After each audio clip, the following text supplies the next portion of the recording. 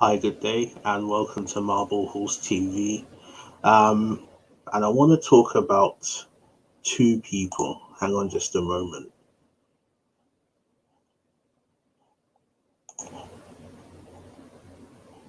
I just want to change my avatar to um, something else. So just bear with me.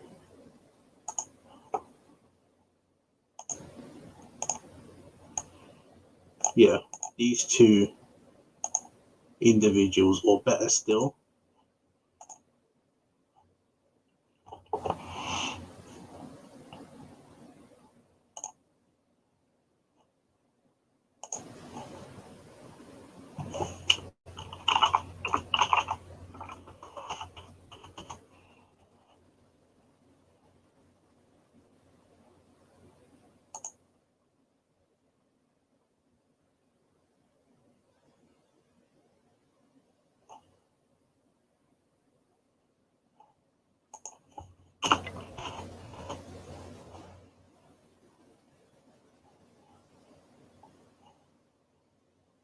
sorry, I'm not very prepared. Yeah, just bear with me for a few more moments. Um,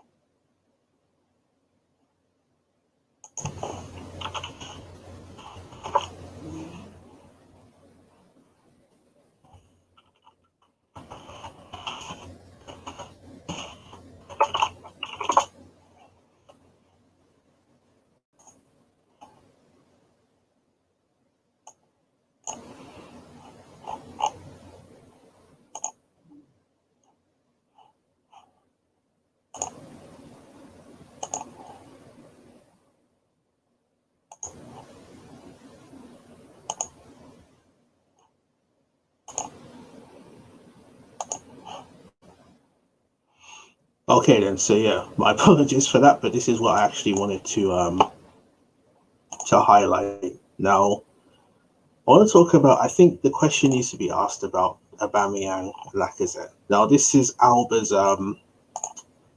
page, as you can see. Sorry, his Twitter page. Um, the thing with Aubameyang is that Aubameyang, for me, is our best striker since Thierry Henry. Yes, there was Van Persie. Look, I didn't mind Giroud. Um, but Van Persie didn't win a trophy with us and only really had one really outstanding season in terms of goal scoring. I think in raw technical ability, you probably have to say Van Persie was better. But I think in terms of effect at the club, you definitely, in my view, one has to point towards Aubameyang. Um, however, his form this season's not been as strong. Um, and I think the question has to be asked why. Is it a tactical thing? Possibly. He has been playing on the left, but this playing on the left thing I think is a bit overblown, and I'll explain why I believe that. He's been playing on the left for Arsenal most of his really Arsenal career because that's the best way really that you can accommodate both Aubameyang and Lacazette in the same team. Because when he first joined in the last few months of Wenger's time, you know, I don't think Wenger played him as a front two as such. I think Aubameyang did play a bit more of a left role. Certainly, that was the case under what's his name, Emery, in his season and a half, and it has been the case. Last season, he was scoring goals from the left. Um, he won the Golden Boot scoring from the left. He almost won. He only finished a goal behind Jamie Vardy last season, and obviously he won the FA Cup. His goals won us the FA Cup. So, in this regard of always not playing in his proper position, in my opinion, it has always been way overblown.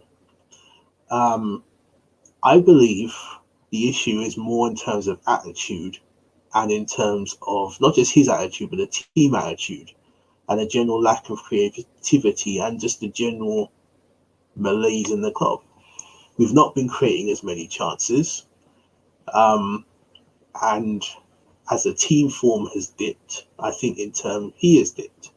Now the thing with Aubameyang is that he's not a striker in the mold of, say, like a Thierry Henry or even an Ian Wright. These are old examples, but part of what made them special is that they created as well their own chances as well as creating other for others or just scoring. The thing with Aubameyang is that I don't think he has that ability to make something from nothing like they did.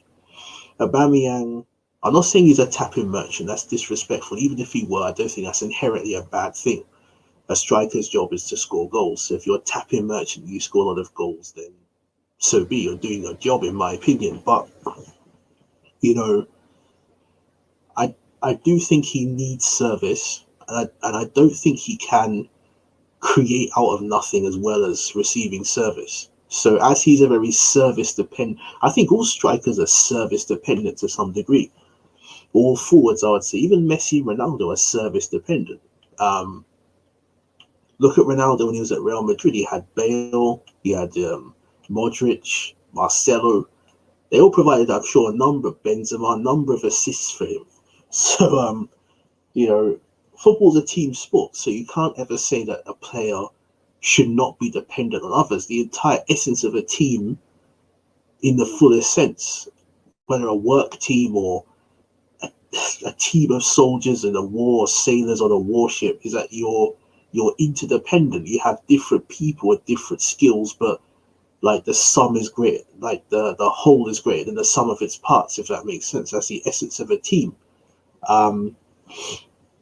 So in that regard, all players have to rely on a system, have to rely on others. They have to do their bit, of course, but they have to help. They need others to contribute to them or to their output, if that makes sense. To use another cliche, a chain is only as strong as its weakest link.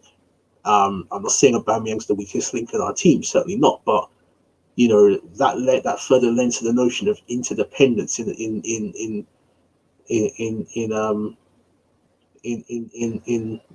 a team setting or team environment. So in that capacity, then, it could just be that the general malaise in creating chances has affected him. But one thing I don't like is, in terms of creating, saying, "Oh, Aubameyang is shit." Really, you weren't saying that a few months ago. People, not you, but people were not saying that a few months ago. I think fans need to stop this kind of revisionism, frankly, and short-termism and reactionary nature. And if we can do that, then yeah, I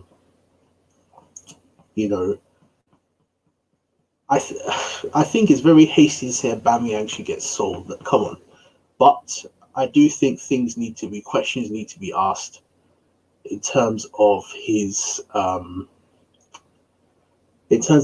impact in the team as of now. Does it mean he should be dropped? Probably he should. Yes, he is the captain. You can't, but then again, I think it sends a bad message. Even if someone is your captain and I think he still is our best player. Certainly since he's joined, he's been by far, in terms of outputs, our best player. Yes, you could probably say Bernd Leno. Look, shit, even Saka. Even though he's a kid, Martinelli, even though he's a kid. In terms of defenders, so I don't know who's been our best defender since he joined the club. Probably Martinelli, maybe. What am I saying, Martinelli? Probably Monreal. I know he's left, but Monreal always was very consistent. Probably Tierney, Ainsley, maybe. That's Ainsley Maitland-Niles. So yeah. But yeah, I just think maybe Aubameyang needs to be dropped, but in the way I'm making a kind of appeal here, I just think we need to have a bit more of a balanced view and relax our case a bit and not go overboard as saying Aubameyang spent, he's shit, he's this, again, balance. Just like with the recent 3 wins we've had, the win against Chelsea, obviously the West Brom, balance. That's what we need, balance. I think it's way too early to say we have to throw the towel in, but there does need to be some questions asked. Does he need to be dropped for a while? Is it because the team has not performed well? For example, let's say if Man City went on a very bad run, would it be harsh to call out Aguero or Sterling for not scoring many goals?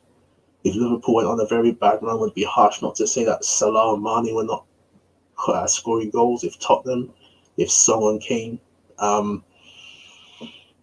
who knows? But generally, that's just how I would see it. So, yeah,